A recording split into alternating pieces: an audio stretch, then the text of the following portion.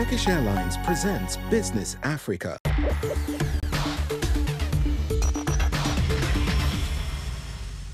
Bonjour et bienvenue à tous dans Business Africa. Je suis Ndéa Yoka et cette semaine, c'est une édition spéciale. On vous emmène au cœur du salon Business Africa 2025, un des plus grands rassemblements d'entrepreneurs africains en Europe.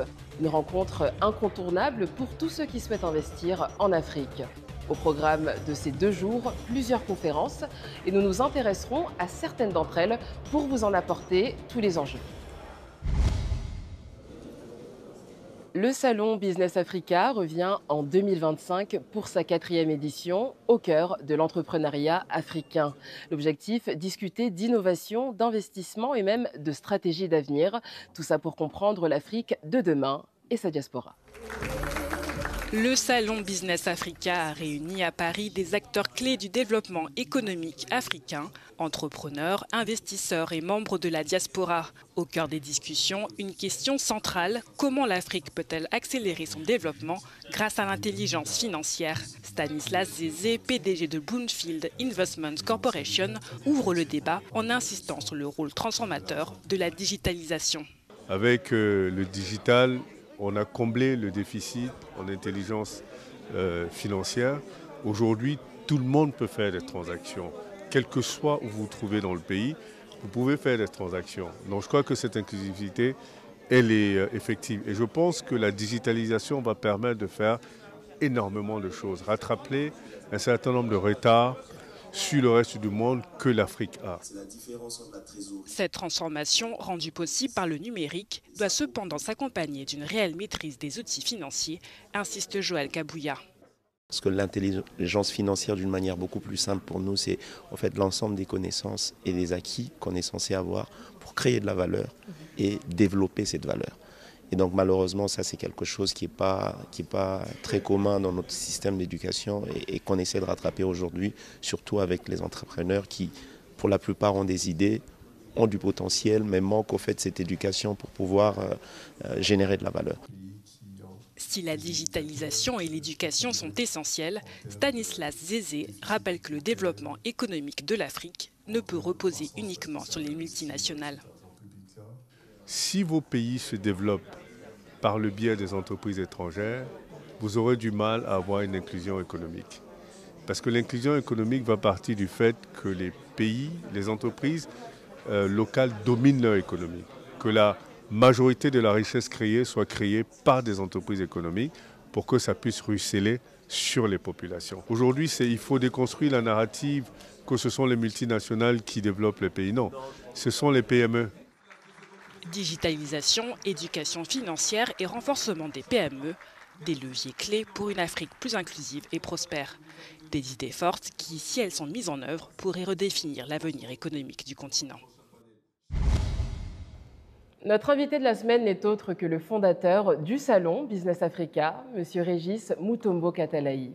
Monsieur Katalayi, parlez-nous de la vision derrière Business Africa. La vision, c'est de donner des opportunités aux entrepreneurs et professionnels africains. Nous faisons partie de la diaspora. Cette diaspora en France est la plus grande diaspora africaine d'Europe. Qui dit grande diaspora africaine d'Europe dit aussi énormément d'entrepreneurs et de professionnels africains. Maintenant qu'on a des entrepreneurs et professionnels africains en grand nombre, il faut aussi que ces entrepreneurs puissent être valorisés, puissent être mis en avant, mis en lumière. Et c'est ce que nous voulions faire avec cet événement Business Africa qui est aujourd'hui le plus grand rassemblement des entrepreneurs et professionnels africains d'Europe. Le salon en est à sa 4e édition et j'aimerais savoir comment il soutient les entrepreneurs africains, notamment ceux de la diaspora, dans la création et la croissance de leurs entreprises. Alors aujourd'hui, ce que vous avez, c'est une jeunesse africaine beaucoup plus dynamique, qui s'adapte à la globalisation, qui s'adapte aujourd'hui aux nouvelles technologies et qui a besoin de créer ses activités et pas tout simplement chercher un emploi comme c'était encore le cas il y a 30 ans. C'est le cas dans la diaspora, mais c'est aussi le cas localement.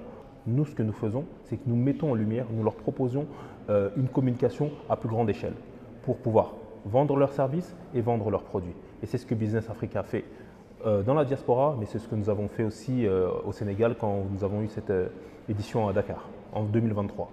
Vous êtes un entrepreneur vous-même Et quel est le rôle, selon vous, de la diaspora dans ce développement africain?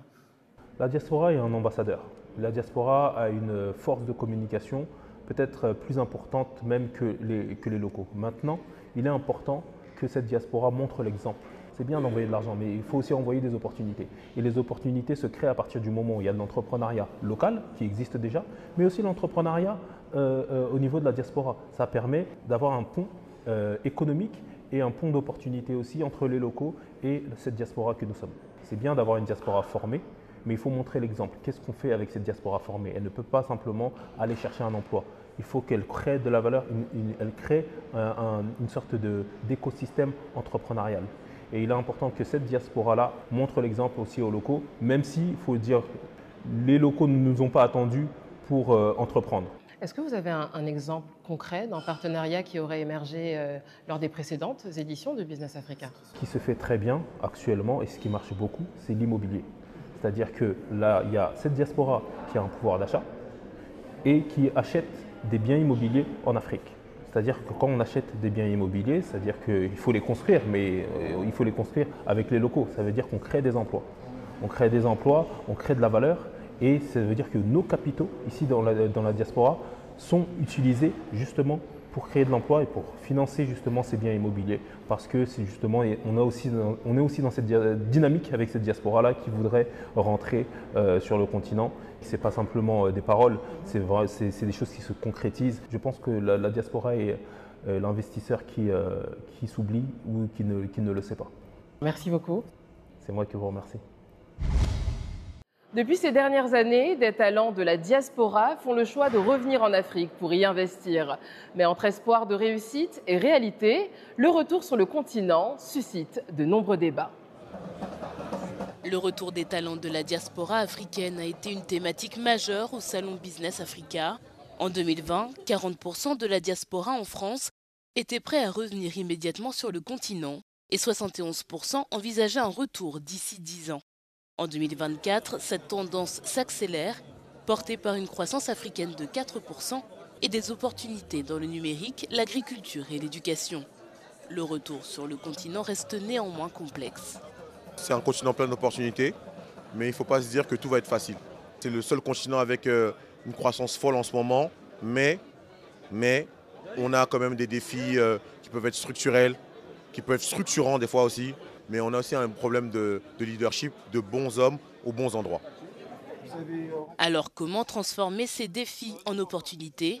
Une des clés évoquées lors du panel repose sur la complémentarité entre entrepreneurs de la diaspora et acteurs locaux. Loin d'être une opposition, ce partenariat pourrait être une force pour bâtir des projets durables et compétitifs.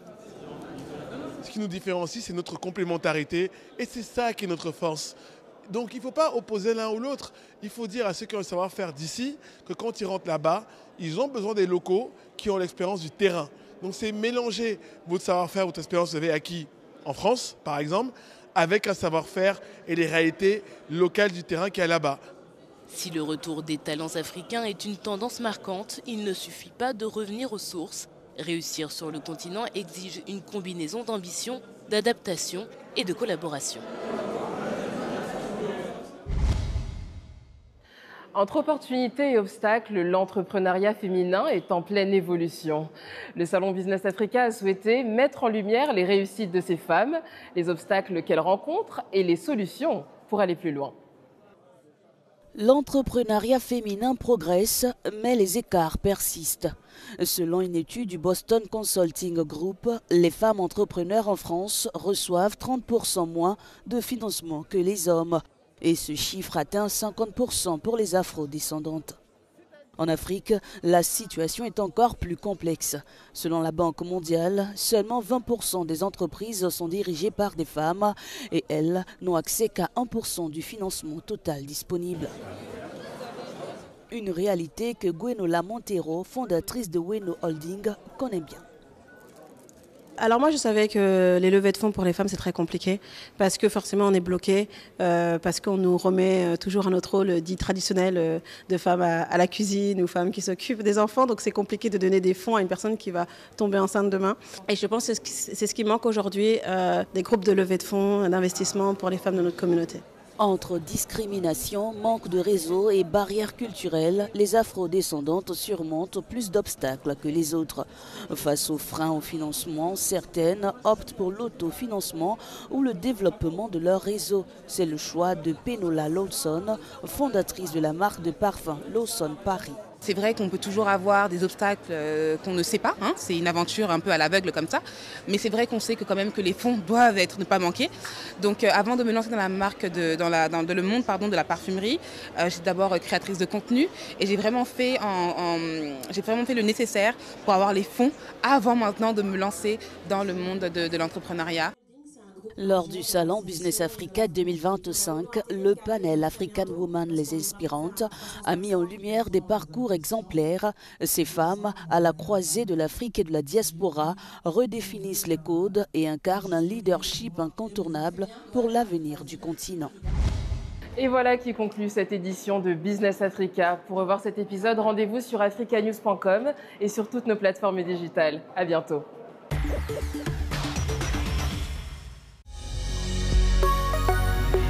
Business Africa was presented by Turkish Airlines.